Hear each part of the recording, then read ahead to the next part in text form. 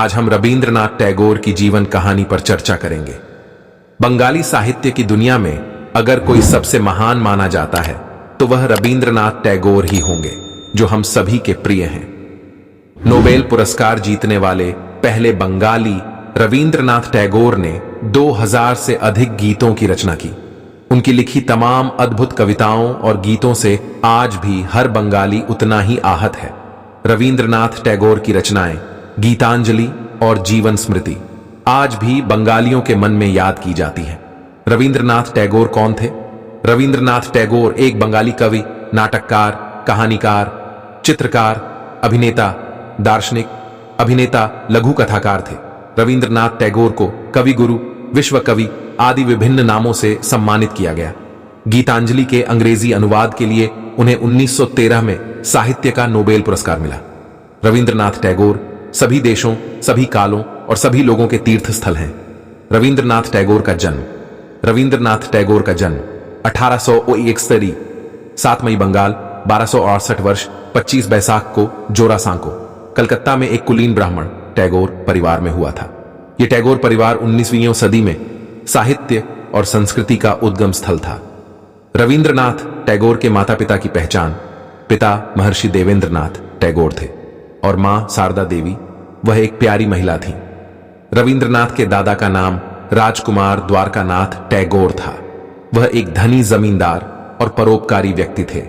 टैगोर की पारिवारिक शिक्षा दीक्षा, सुरुचिपूर्ण सांस्कृतिक चेतना और पिता की प्रबुद्ध धार्मिक आस्था कवि में समाहित थी।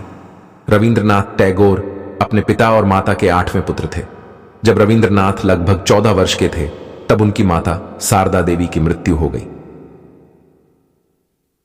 रवींद्रनाथ टैगोर का बचपन: अन्य बच्चों की तरह रवींद्रनाथ का पालन पोषण बचपन से ही अनुभवी परिचारकों द्वारा किया गया। उनकी प्रारंभिक शिक्षा एक बड़े भाई और कुछ शिक्षकों के साथ शुरू हुई। उन्होंने कुछ समय तक अलग अलग स्कूलों में भी पढ़ाई की, लेकिन स्कूल के सख्त नियम और मौसम उन्हें पसंद नहीं आने के कारण उन्होंने घर पर ही पढ़ाई की व्यवस्था की। घर पर उनके सामने विश्व विज्ञान के सभी दरवाजे खुल गए। एक बच्चे के रूप में रवींद्रनाथ ने कुछ समय के लिए कलकत्ता के oriental seminary, normal school, Bengal अकादमी और सेंट जेवियर्स कॉलेजिएट स्कूल में पढ़ाई की। लेकिन चूंकि उनकी स्कूली शिक्षा में रुचि नहीं थी, इसलिए उन्हें घर पर ही पढ़ाया गया। एक बच्चे के रूप में रवींद्रनाथ को जोरासांको के घर के प्राकृतिक परिवेश में या बोलपुर और पानीहाटी के बगीचे के घरों में अधिक आरामदायक महसूस होता था। रवींद्रनाथ टैगोर की शिक्षा: रवींद्रनाथ का उपनयन 1877 में 11 वर्ष की आयु में हुआ। फिर वह कुछ महीनों के लिए अपने पिता के साथ दौरे पर गए। सबसे पहले वे शांति निकेतन आए। पंजाब के अमृतसर में कुछ समय बिताने के बाद उन्होंने सिख पूजा पद्धति का दौरा किया। अंततः देवेंद्रनाथ अपने पुत्र को पंजाब, वर्तमान में भारत का हिमाचल प्रदेश राज्य में डलहौजी शैल शहर के निकट बकरोटा ले गए। यहीं के बकरोटा बंगले में बैठकर रवींद्रनाथ अपने पिता से संस्कृत व्याकरण, अंग्रेजी, खगोल विज्ञान, सामान्य विज्ञान और इतिहास की नियमित शिक्षा लेने लगे। रवींद्रनाथ की काव्य प्रतिभा बचपन से ही प्रकट हो गई थी। उन्होंने युवावस्था से ही निरंतर कविता का अभ्यास करना शुरू कर दिया था। 13 वर्ष की उम्र में उनकी पहली कविता तत्ववेधिनी पत्रिका में प्रकाशित हुई। 1873 में वे पढ़ाई के लिए विदेश लंदन चले गए। उन्हें बैरिस्टर बनने के इरादे से लंदन भेजा गया था, लेकिन थोड़े समय तक वहां रहने के बाद वे पश्चिमी जीवन शैली, साहित्य और संस्कृति की खबरें और पश्चिमी संगीत की धुन के साथ कलकत्ता लौट आए। अपने बड़े भाई ज्योतिरिंद्रनाथ के प्रोत्साहन से कवि के जीवन में संगीत का ज्वार आया। उन्होंने उत्कृष्ट गाथा वाल्मीकि प्रतिभा की रचना की। रवींद्रनाथ टैगोर की युवावस्था 1878 में उनकी पहली पुस्तक कवि काहिनी प्रकाशित हुई। फिर शाम का संगीत, सुबह का संगीत, चित्र और गीत, कारी और कोमल, मानसी, सेना की कविताएं एक एक करके प्रकाशित होने लगी।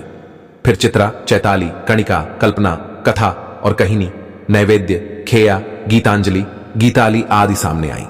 कविता ही नहीं, नाटक, निबंध, कहानियां, उपन्यास, व्यंग्य, आलोचनाएं, रूपक नाटक, बाल साहित्य, विज्ञान, समाजशास्त्र, शिक्षा, संगीत, स्कूली पाठ्यक्रम, यात्रा वृत्तांत, साहित्य और कला लगभग सभी क्षेत्रों में परिणाम का योग है। बांग्ला साहित्य की वर्तमान उत्कृष्टता, उपलब्धि और सुधार। उन्होंने लगभग 2000 चित्र भी बनाए। 1912 में गीतांजलि का अंग्रेजी अनुवाद इंडिया सोसाइटी ऑफ लंदन द्वारा प्रकाशित किया गया था। तुरंत ही विदेशों के विद्वत समाज में प्रतिक्रिया हुई। आयरिश कवि W.B. अंग्रेजी गीतांजलि की भूमिका लिखी। 1915 में ब्रिटिश राजा ने कविगुरु को नाइट की उपाधि से सम्मानित किया। 1919 ई में जब जालिवाला बाग में ब्रिटिश सैनिकों द्वारा निहत्थे भारतीयों की बेरहमी से हत्या कर दी गई थी, तब विरोध स्वरूप उन्हें यह उपाधि दी गई थी। छोड़ा हुआ रविंद्रनाथ ने यूरोप, अमेरिका, चीन, जापान, रूस, मलाया, फारस आदि देशों की यात्रा की और इन देशों में अनेक व्याख्यान और रचनाएं पढ़ी। उनकी रचनाएं विश्व की लगभग हर भाषा में प्रकाशित हुई हैं। विश्व के सभी देशों के विद्वान, कवि, लेखक, बुद्धिजीवी एक विचारक के रूप में उनका सम्मान करते हैं। रविंद्रनाथ टैगोर का करियर। रविंद्रनाथ ने 1877 में भारतीय पत्रिका में कुछ महत्वपूर्ण रचनाएं प्रकाशित की जब वह केवल 16 वर्ष के थे। वे थीं भानुसिंह टैगोर की पदावली, मेघनादब्ध काव्य की आलोचना और भिखारिणी और करुणा नामक 2 सुंदर लघु कथाएं। इनमें भानुसिंह टैगोर का शब्द सबसे लोकप्रिय है। फिर 1878 में रविंद्रनाथ की कविता की पहली पुस्तक कविकाहिनी प्रकाशित हुई। इसके अलावा बाद में उन्होंने संध्या संगीत नामक काव्य की एक और पुस्तक की रचना की। उनकी प्रसिद्ध कविता निर्झरेर स्वप्न भंग को इस पुस्तक में शामिल किया गया था। रविंद्रनाथ टैगोर का विवाह। इंग्लैंड से घर लौटने की उम्मीद के बाद रविंद्रनाथ ने अंततः 9 दिसंबर 1883 को ठाकुरबाड़ी के बेनीमाधव राय चौधरी नामक एक अधीनस्थ कर्मचारी की बेटी भवतारिणी से शादी कर ली। विवाह के समय भवतारिणी का नाम बदल दिया गया और उसका नाम बदलकर मृणालिनी देवी रख दिया गया। इसके बाद मृणालिनी देवी और रविंद्रनाथ के कुल 5 बच्चे हुए। उनके नाम क्रमशः मधुरिलता, रथींद्रनाथ, रेणुका, मीरा और शमिंद्रनाथ थे। लेकिन दुर्भाग्य से उनमें से रेणुका और शमिंद्रनाथ की बहुत कम उम्र में ही मृत्यु हो गई। रविंद्रनाथ टैगोर का मध्य जीवन कैसा था? रविंद्रनाथ ने 1900 में शांति निकेतन में एक मॉडल स्कूल की स्थापना की। देश विदेश की अनेक बुद्धिमान एवं प्रतिभाशाली हस्तियां यहां पढ़ाती थीं। आज इसे विश्व भारती विश्वविद्यालय के नाम से जाना जाता है। उनके द्वारा रचित 2 गीत जलकमन स्किपर जय हा और आमार सायनार बांग्ला क्रमशः भारत और बांग्लादेश के राष्ट्रगान के रूप में पहचाने और सराहे गए हैं। रविंद्रनाथ ने अपनी जमींदारी संभालने के लिए बांग्लादेश के कुश्तिया के शिलाईदाह में लंबा समय बिताया। यह शिलाईदाह उनकी सेना तारी, काव्य पुस्तक और कई लघु कथाओं के लेखन की पृष्ठभूमि है। 1913 में रविंद्रनाथ ने अपनी कविता गीतांजलि के लिए दुनिया का सबसे बड़ा पुरस्कार नोबेल पुरस्कार जीता। वह नोबेल पुरस्कार पाने वाले पहले भारतीय और पहले एशियाई हैं। रविंद्रनाथ टैगोर की विश्व यात्रा। रविंद्रनाथ टैगोर 12 बार विश्व भ्रमण पर गए। 1878 से 1932 के बीच उन्होंने 5 महाद्वीपों के 30 से अधिक देशों की यात्रा की। रविंद्रनाथ ने विदेश यात्रा के अपने अनुभवों को जिन पुस्तकों में दर्ज किया है वे हैं यूरोप प्रवासी पत्र 1880, यूरोप यात्री डायरी 1891, 1830, जापान यात्री 1949, यात्री पश्चिमी यात्री डायरी और जावा यात्री पत्र 1949, लेटर्स फ्रॉम रशिया 1999, इन फारस 1996 और savings of the way 1939। Rabindranath Tagore की कृतियां। रविंद्रनाथ टैगोर मूलतः एक कवि थे। उन्होंने 8 साल की उम्र में कविता लिखना शुरू कर दिया था। उनके द्वारा प्रकाशित मौलिक काव्य पुस्तकों की संख्या 52 है, लेकिन बंगाली समाज में उनकी लोकप्रियता मुख्यतः संगीतकार के रूप में है। रविंद्रनाथ ने लगभग 2000 गीत लिखे। कविताओं और गीतों के अलावा उन्होंने 13 उपन्यास, 95 लघु कहानियां, 36 निबंध और गद्य पुस्तकें और 38 नाटक लिखे। रविंद्रनाथ की संपूर्ण रचनाएं रविंद्र रचनावली नामक 32 खंडों में प्रकाशित हुई हैं। उनके द्वारा प्रस्तुत नृत्य शैली को रविंद्र नृत्य के नाम से जाना जाता है। शांति निकेतन और विश्व भारती की स्थापना। महर्षि देवेंद्रनाथ टैगोर ने कई वर्ष पहले शांति निकेतन बोलपुर में एक विशाल भूखंड खरीदा था। वहां उन्होंने 1888 में एक आश्रम और 1891 में एक ब्रह्मा मंदिर की स्थापना की। रविंद्रनाथ अपने पिता द्वारा खरीदी गई जमीन पर एक शैक्षिक केंद्र बनाना चाहते थे, इसलिए सबसे पहले उन्होंने वहां पाठ्य भवन नाम से एक स्कूल की स्थापना की, जो बाकी सभी स्कूलों से काफी अलग था, क्योंकि वह स्कूल एक पेड़ के नीचे बिल्कुल खुला हुआ था। बाद में 1913 में नोबेल पुरस्कार प्राप्त करने के बाद उन्होंने इसे और अधिक विस्तारित करने के इरादे से स्कूल को एक विश्वविद्यालय में बदल दिया, जिसे उन्होंने बाद में विश्व भारती नाम दिया, जिसकी स्थापना 1921 में हुई थी। फिर 1924 में उन्होंने समाज के पिछड़े लोगों को शिक्षा देने के उद्देश्य से एक और शैक्षिक केंद्र की स्थापना की, जिसका नाम शिक्षा सत्र था। उन्होंने इस संस्थान की शुरुआत केवल 7 छात्रों के साथ की थी। रविंद्रनाथ टैगोर की कविताएं। रविंद्रनाथ टैगोर ने कई कविताएं लिखी। उनमें से 1890 में प्रकाशित मानसी, सोनार तारी 1844, चित्रा 1896 से, चैताली 1896 से, कल्पना 1900 और क्षणिका 1900 में प्रेम और सौंदर्य के बारे में रविंद्रनाथ के रोमांटिक विचार उभर कर सामने आए। इसके अलावा पलाटका 1918 में उन्होंने महिला जीवन के समसामयिक मुद्दों को कहानी कविता के रूप में उठाया। बाहरी दुनिया में उनकी सबसे प्रसिद्ध कविता गीतांजलि है। इस पुस्तक के लिए उन्हें साहित्य का नोबेल पुरस्कार मिला। रविंद्रनाथ टैगोर की लघु कथाएं। रविंद्रनाथ टैगोर एक लघु कथाकार थे। उनकी कुछ उल्लेखनीय कहानियां हैं कंकल, निशिथे, मनिहारा, खुदित पाषाण, वाइफ्स लेटर, नस्तानिद, काबुलीवाला, हेमंती, देना पोना, एक मुसलमान की कहानी आदि। रविंद्रनाथ की कई लघु कथाएं फिल्मों, नाटकों और टेलीविजन कार्यक्रमों में बनाई गई हैं। उनकी कहानियों के कुछ उल्लेखनीय फिल्म रूपांतरण सत्यजीत रे की 3 कन्या और चारुलता, तपन सिंह की अतिथि, काबुलीवाला और खुदित पाषाण, पूर्णेंदु पत्री की पत्नी का पत्र आदि हैं। रविंद्रनाथ टैगोर ने कुल 13 उपन्यास लिखे। ये हैं बाऊ ठाकुरानी की टोपी 1833, राजर्षि 1800 सेनाफी, आई बॉल्स 1903, नाव डूबना 1906, प्रजापति का निर्बंध 1908, गोरा 1910, घर बायरे 1916, चतुरंगा 1916, संचार 1929, द लास्ट पोएम 1929, 2 सिस्टर्स 1933, मालंच 1924 और 4 चैप्टर 1924। रविंद्रनाथ का पहला उपन्यास प्रयास बाऊ ठाकुरानी की हाट और राजर्षि था। भाऊ ठाकुरानी की टोपी और राजर्षि ऐतिहासिक उपन्यास। एक्शाबाली उपन्यास में समकालीन समय में विधवाओं के जीवन की विभिन्न समस्याओं को दर्शाया गया है। रविंद्रनाथ टैगोर के उपन्यासों पर कई फिल्में बन चुकी हैं। इनमें प्रमुख हैं सत्यजीत रे की छरा बैरी और ऋतुपर्णा घोष की आई सैंड। रविंद्रनाथ टैगोर का नाटक साहित्य। रविंद्रनाथ टैगोर नाटककार और नौटंकीकार दोनों थे। 16 वर्ष की उम्र में रविंद्रनाथ ने अग्रज ज्योतिरिंद्रनाथ टैगोर के नाटक अचानक, नवाब में और बाद में ज्योतिरिंद्रनाथ के ही नाटक अली का बाबू में शीर्षक भूमिका निभाई। 1861 में उनके पहले गीत वाल्मीकि प्रतिभा का मंचन किया गया। इस नाटक में उन्होंने आर्षि वाल्मीकि की भूमिका निभाई। रविंद्रनाथ टैगोर का राजनीतिक दर्शन। रविंद्रनाथ टैगोर का राजनीतिक दर्शन बहुत जटिल है। 1890 में प्रकाशित मानसी काव्य ग्रंथ की कुछ कविताएं रविंद्रनाथ के प्रारंभिक जीवन के राजनीतिक और सामाजिक विचारों को उजागर करती हैं।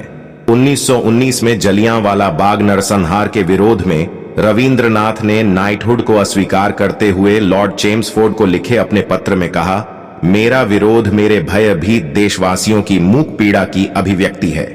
रविंद्रनाथ की चित्त जेठा वै शून्य और एकला चलो रे राजनीतिक कृतियों के रूप में व्यापक रूप से लोकप्रिय हुई। एकला चलो रे गाना गांधी जी का विशेष पसंदीदा था। हालांकि रविंद्रनाथ के महात्मा गांधी के साथ रिश्ते में खटास थी। रविंद्रनाथ ने हिंदू निचली जातियों के लिए अलग चुनाव प्रणाली पर गांधी जी और अंबेडकर के बीच असहमति को सुलझाने में भी विशेष भूमिका निभाई। परिणाम स्वरूप गांधी जी ने अपना भूख हड़ताल कार्यक्रम भी वापस ले लिया। रविंद्रनाथ टैगोर की संस्थाएं। विश्व भारती विश्वविद्यालय। रविंद्रनाथ टैगोर ने 1921 में विश्व भारती विश्वविद्यालय की स्थापना की। विश्व भारती विश्वविद्यालय भारत का एक केंद्रीय विश्वविद्यालय है। यह विश्वविद्यालय पश्चिम बंगाल राज्य के बीरभूम जिले के बोलपुर शहर में स्थित है। रविंद्र सेतु। रविंद्र सेतु पूर्व में हावड़ा ब्रिज। रविंद्र सेतु हुगली नदी पर कोलकाता और हावड़ा शहरों को जोड़ने वाले पुलों में से एक है। पहला हावड़ा ब्रिज 1874 में बनाया गया था। बाद में 1945 में पुराने पुल के स्थान पर वर्तमान बाहरी बांह पुल का उद्घाटन किया गया। 14 जून 1965 को पुल का नाम बदलकर रविंद्रनाथ टैगोर के नाम पर रविंद्र सेतु कर दिया गया। रविंद्र सदन पहले रविंद्र स्मराणी एक पारंपरिक सरकारी थिएटर और सांस्कृतिक केंद्र है जिसका नाम रविंद्रनाथ टैगोर के नाम पर कोलकाता, पश्चिम बंगाल में स्थित है। यह दक्षिण कोलकाता में नंदन रविंद्र सदन सांस्कृतिक चौराहे पर स्थित है। रविंद्र भारतीय विश्वविद्यालय कोलकाता में एक सार्वजनिक विश्वविद्यालय है। इस विश्वविद्यालय की स्थापना 8 मई 1962 को हुई थी। यह विश्वविद्यालय जोरासांको टैगोर परिवार का मुख्य शैक्षणिक संस्थान है। रविंद्रनाथ पुरस्कार और उपलब्धियां। 1940 में ऑक्सफोर्ड विश्वविद्यालय ने शांति निकेतन में आयोजित एक विशेष समारोह में उन्हें डॉक्टरेट ऑफ लिटरेचर सम्मान से सम्मानित किया। उनके द्वारा लिखित गीतांजलि काव्य को विदेशों में विशेष लोकप्रियता मिली। उस अवसर पर उन्हें 1913 में साहित्य के नोबेल पुरस्कार से सम्मानित किया गया। 1915 में तत्कालीन ब्रिटिश सरकार ने उन्हें नाइट की उपाधि दी, लेकिन 1919 में जलियांवाला बाग हत्याकांड के बाद उन्होंने यह उपाधि छोड़ दी। 1930 में रविंद्रनाथ की एक पेंटिंग पेरिस और लंदन में प्रदर्शित की गई। रविंद्रनाथ टैगोर जापान में डार्टिंगटन हॉल स्कूल के सह संस्थापक थे। 7 मई 1961 को भारतीय डाक विभाग के सम्मान में उनकी तस्वीर के साथ जारी एक डाक टिकट से यह खुलासा हुआ है। रविंद्रनाथ टैगोर के बारे में आश्चर्यजनक तथ्य, उन्होंने 8 साल की उम्र से ही कविता लिखना शुरू कर दिया था। उन्हें पारंपरिक शिक्षा प्रणाली से घृणा थी और वे उस पारंपरिक शिक्षा के तहत अध्ययन करना पसंद नहीं करते थे। उन्होंने भारतीय साहित्य और कला में क्रांति लाने के उद्देश्य से बंगाल में पुनर्जागरण आंदोलन शुरू किया। प्रसिद्ध फिल्म निर्देशक सत्यजीत रॉय रविंद्रनाथ की साहित्यिक गतिविधियों से विशेष रूप से प्रभावित थे। फिल्म पाथेर पांचाली का प्रसिद्ध ट्रेन दृश्य वास्तव में कवि गुरु की चोखेर बालिते में वर्णित एक घटना से प्रेरित था। रविंद्रनाथ एक महान संगीतकार भी थे। उन्होंने 2000 से ज्यादा गाने खुद लिखे। रविंद्रनाथ टैगोर का अंतिम जीवन, उनके जीवन के अंतिम 4 वर्ष निरंतर शारीरिक बीमारी का काल थे। इस अवधि के दौरान 2 बार वह गंभीर रूप से बीमार हुए और उन्हें बिस्तर पर ही रहना पड़ा। 1937 में कबीर बेहोश हो गए और उनकी हालत गंभीर हो गई। 1940 में बीमार पड़ने के बाद सेवा से उबरने के बावजूद वे ठीक नहीं हो सके। इस अवधि के दौरान रचित रविंद्रनाथ की कविताएं मृत्यु की चेतना के इर्द गिर्द लिखी गई सबसे यादगार पंक्तियों में से कुछ थीं। अपनी मृत्यु से 7 दिन पहले तक रविंद्रनाथ रचनात्मक थे। लंबी बीमारी के बाद रविंद्रनाथ टैगोर ने 1941 में जोरासांको निवास में अंतिम सांस ली। 7 अगस्त 1941 को विश्व कवि महामनीषी रविंद्रनाथ टैगोर ने जोरासांको कलकत्ता की यात्रा की। 25 बैसाख का सूर्य रब्बी 22 श्रावण की शाम को अस्त हो जाता है।